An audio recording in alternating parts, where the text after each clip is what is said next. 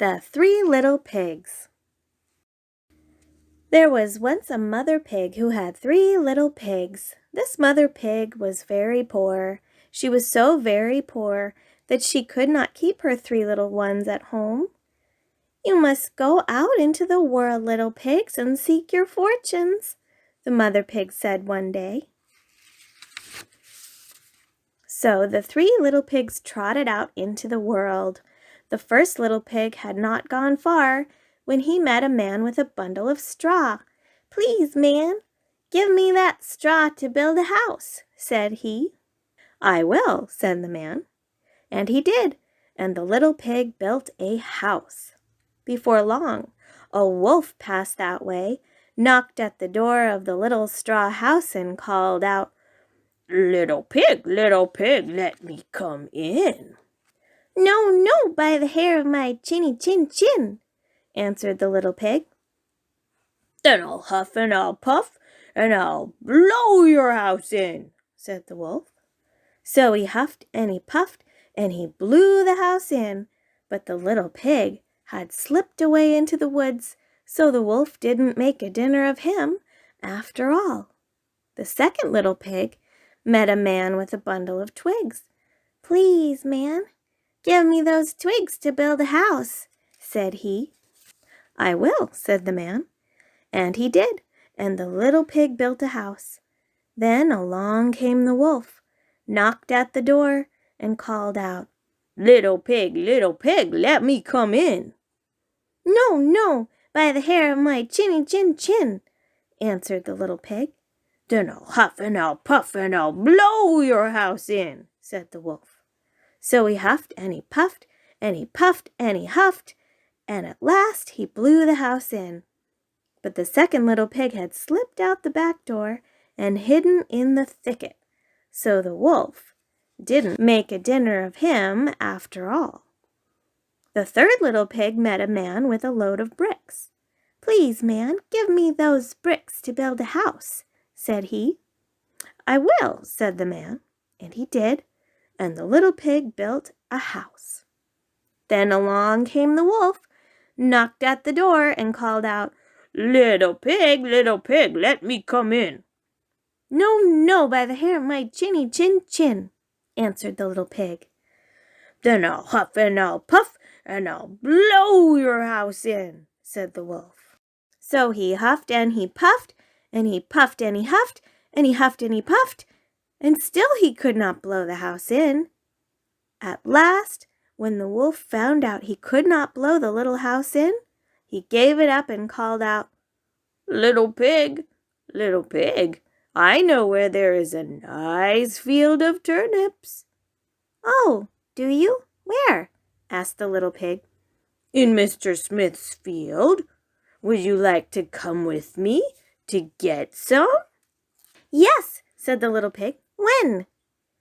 "At 6 o'clock tomorrow morning." The next morning the little pig got up at 5 o'clock, went to Mr. Smith's field, and got the turnips before the wolf came. At 6 o'clock the wolf knocked at his door and called out, "Are you ready, little pig?" "Ready," said the little pig. "I have been to the turnip field and back again. My turnips are now boiling in the pot." The wolf felt very angry when he heard this, but he made up his mind not to be beaten, so he said, little pig, I know where there is a nice apple tree." "Oh, do you? Where?" asked the little pig. "In Mr. Brown's garden. Would you like to come with me to get some apples?"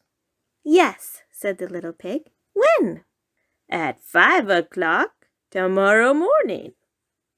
The next morning the little pig got up at 4 o'clock and went to Mr. Brown's garden.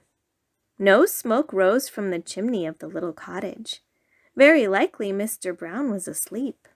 Even if he was not, there was a broad river between the house and garden, and the little pig would have time to run away before Mr. Brown could cross the bridge. The apple tree was on the bank of the river. The little pig climbed up and was eating a ripe rosy-cheeked apple, when lo and behold, there was Mr. Wolf at the foot of the tree. "Aha, little pig! So you are here before me," said the wolf.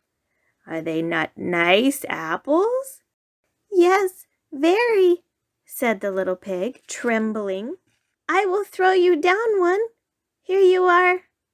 And he threw one down, but he threw it so that the apple fell on the green bank of the river, far away from the tree.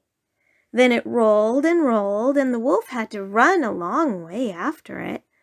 While the wolf was racing to pick up the apple, quick as lightning, the little pig climbed down. Then he ran for his life till he reached home, safe and sound. The next day the wolf came again to the little pig's house and called out, little pig, I know where there is a fair." "Oh, do you? Where?" asked the little pig. "At Shanklin. Would you like to come and go with me?"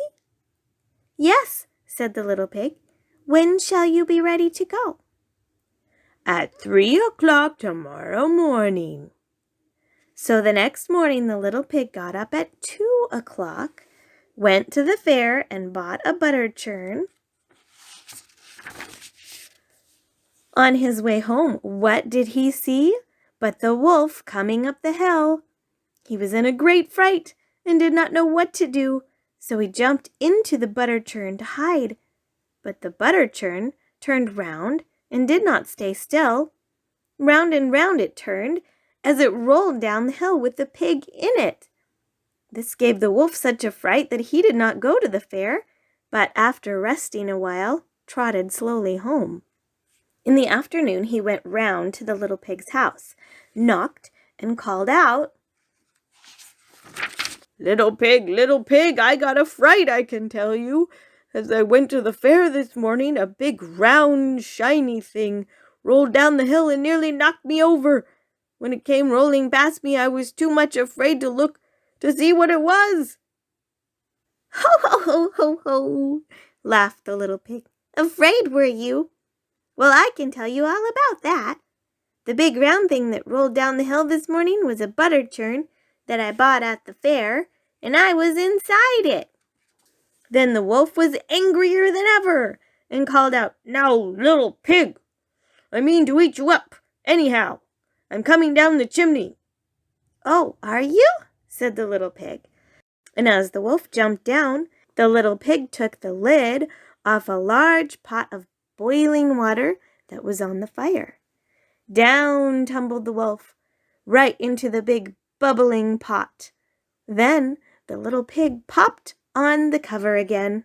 So there was the end of the wolf, and the little pig lived happily ever afterward.